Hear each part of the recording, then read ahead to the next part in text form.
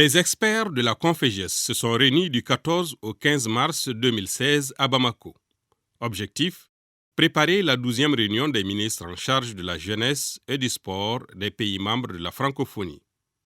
L'examen des notes techniques, la présentation des projets de partenariat, le projet de programme de l'année 2016 ou encore les modifications des textes fondamentaux sont entre autres points ayant figuré au menu des travaux des experts.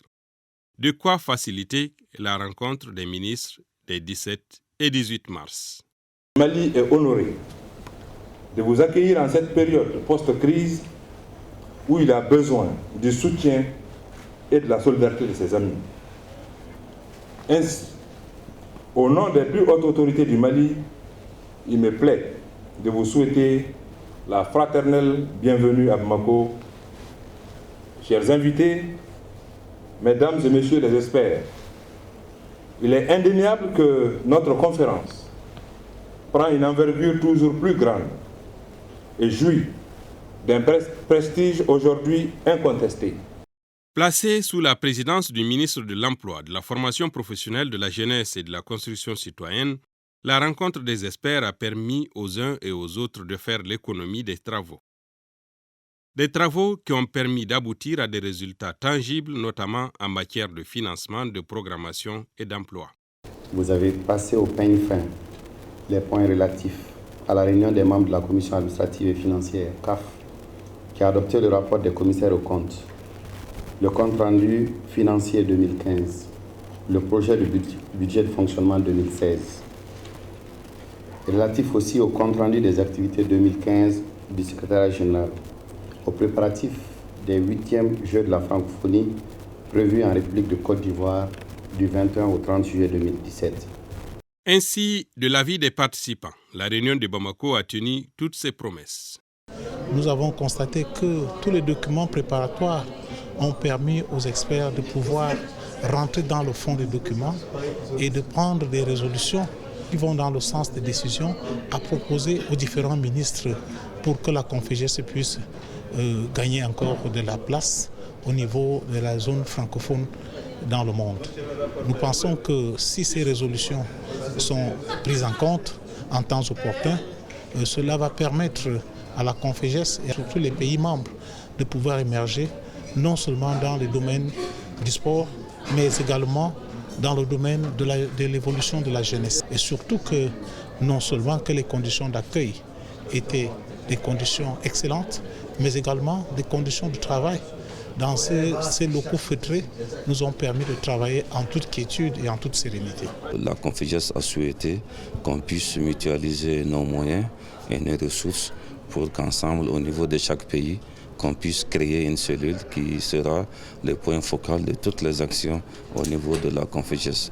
Nous avons également examiné une note de l'OIF, donc la francophonie, relativement au concept Libre Ensemble, qui appelle tous les pays à fédérer leurs moyens pour qu'ensemble nous puissions connaître un espace francophone apaisé, un espace francophone de paix. Au cours de cette session, on a travaillé naturellement sur les rapports des commissaires aux comptes, parce qu'il fallait valider les rapports financiers de la Conféges. Ensuite, on a travaillé sur tous les aspects liés aux Jeux de la francophonie, puisqu'on sait que c'est en 2017 les Jeux de la francophonie à Abidjan. Le bureau a proposé la composition d'un groupe de travail pour la finalisation d'une déclaration dite de Bamako portant engagement de la Conféges dans la mise en œuvre de l'initiative Libre Ensemble lancée par la secrétaire générale de la francophonie.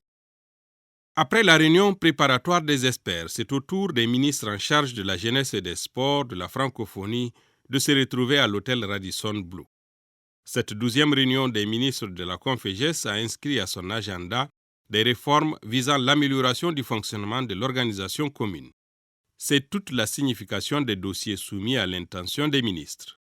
La cérémonie d'ouverture a été placée sous la haute présidence du Premier ministre Modibo Keïta. Le rapport 2015 du secrétariat général, la programmation quadriennale ajustée, la programmation 2016, le rapport des commissaires aux comptes, l'avenir de l'institution et la stratégie de mobilisation des ressources sont au nombre des points abordés. En attendant les conclusions de cette réunion, le président en exercice dresse déjà un bilan élogieux au regard du chemin parcouru et des conditions de travail offertes par le Mali. Ce contexte favorable et confortable nous a permis d'accueillir convenablement nos illustres invités des organisations internationales sœurs dont il convient de saluer le sens de l'amitié et de la coopération malgré un agenda très chargé. Nous comptons, grâce à leur rapport et leur expérience, enrichir le contenu de notre session dans le sens de mieux agir pour le devenir des jeunes et des sportifs et de mieux contribuer au rayonnement des valeurs de la francophonie tel qu'il ressort des orientations de la programmation quadriennale 2015-2018. Un tableau presque idyllique sur le sujet du terrorisme ne devait pas s'imposer au menu des discussions. L'évocation de ce mal devait mettre en alerte l'ensemble des États membres de la francophonie. Ce sont nos jeunes qui sont souvent les principales victimes. C'est aussi dans leur rang que notre ennemi commun recrute ses bras meurtriers. Le monde a bien changé. Il n'a pas nécessairement changé dans le sens que nous voulions. Il importe donc que nous nous adaptions à plusieurs niveaux pour être plus efficaces et surtout pour être plus utiles à nos jeunes.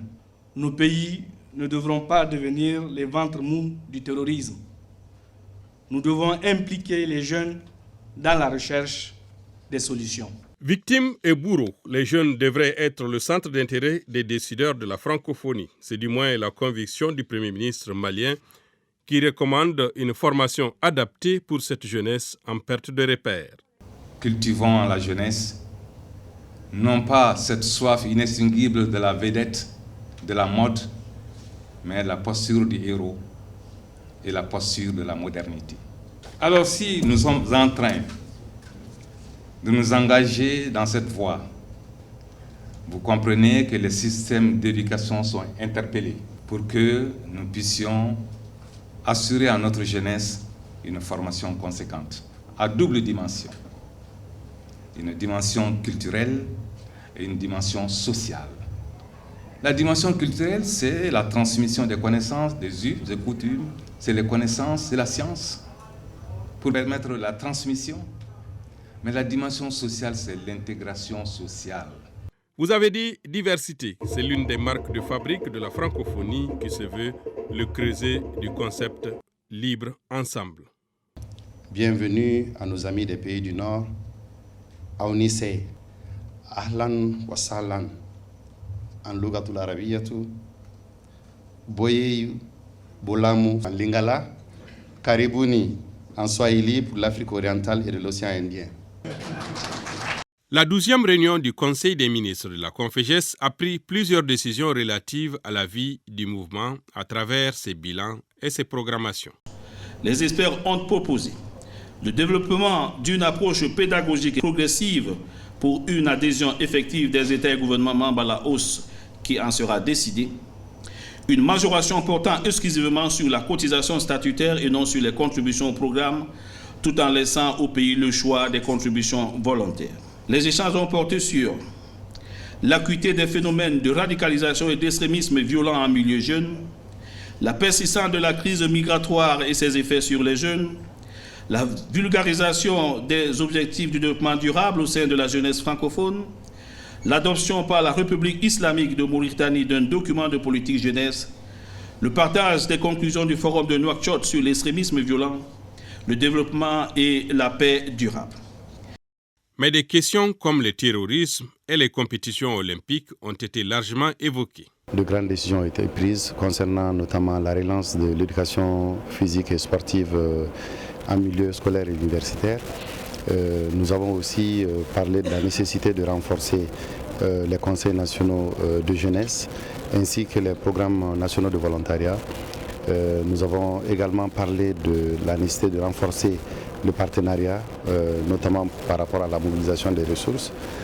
Nous avons fait un tour d'horizon sur, bien entendu, les questions liées aux Jeux de la francophonie qui vont se dérouler en juillet de 2017 en Côte d'Ivoire. et aussi la prochaine réunion des ministres au niveau de Haïti qui a fait une présentation sur cette question. La grande orientation, c'est celle que nous avons donnée à notre secrétaire général qui devait se déplacer sous la responsabilité bien sûr du ministre de la Jeunesse et des Sports de la CONFEJES pour échanger avec nos amis de l'OIF sous la conduite de Madame la secrétaire générale de la francophonie. Une grande aussi préoccupation ou un grand message, c'était cette solidarité. Cette solidarité du ministre de la Jeunesse, Sport et Loisirs par rapport au peuple malien. C'est un message important que nous avons lancé à tous nos jeunes, de comprendre que nous n'avons pas un espace à revendre ou un espace qu'on peut détruire aujourd'hui et reconstruire demain. Donc cultiver le sens de l'amour, de la paix et surtout de la solidarité. En outre, l'organisation disposera bientôt d'un nouveau siège à Dakar et d'un nouveau site web pour rester en contact avec les jeunes et les sportifs des pays membres. La conférence a dressé plusieurs motions de remerciement à l'État et au gouvernement malien, avant de s'engager à assurer le portage de la campagne Libre Ensemble. Qu'il s'agisse des questions de financement, de programmation, de formation, d'emploi, de partenariat, nous nous sommes prononcés sur tous ces défis et avons pris des décisions et recommandations pertinentes en vue de promouvoir des activités socio-éducatives et sportives dans notre espace. Ainsi, nous avons passé en revue les points relatifs à la réunion des membres de la commission administrative et financière qui a adopté le rapport des commissaires aux comptes, le compte-rendu financier 2015, le projet de budget de fonctionnement 2016. Aux préparatifs des 8e Jeux de la francophonie prévus en République de Côte d'Ivoire du 21 au 30 juillet 2017, à la programmation des activités 2016, à la modification des textes fondamentaux, à la présentation de la programmation quadriennale 2015-2018, à l'examen du Vademecum. Nous avons pu, avec grande satisfaction, aboutir à des engagements stratégiques forts qui attestent de la viabilité de notre organisation et de la pertinence de nos orientations stratégiques dans le secteur de la jeunesse, des sports et des loisirs. Aussi, il apparaît, au travers de nos acquis et conclusions, que la CONFEJES dispose des atouts nécessaires pour assumer son rôle de conférence ministérielle permanente au sein de la francophonie, notre communauté d'attachement liée aux valeurs de paix, de solidarité et de développement. L'urgence se situe sur notre capacité à intensifier notre marche, tout en assurant, comme en 2015, la qualité et surtout l'efficacité pour mieux impacter sur la situation et l'avenir des jeunes francophones. Les lampions se sont donc éteints sur la 12e conférence des ministres des pays membres de la CONFEJES tenue à Bamako du 18 au 19 mars. Parmi les décisions de cette rencontre, l'adoption des documents de gestion de la CONFEJES, la relance de l'éducation physique à l'école ou encore la construction de nouveaux locaux pour abriter le siège de l'organisation à Dakar.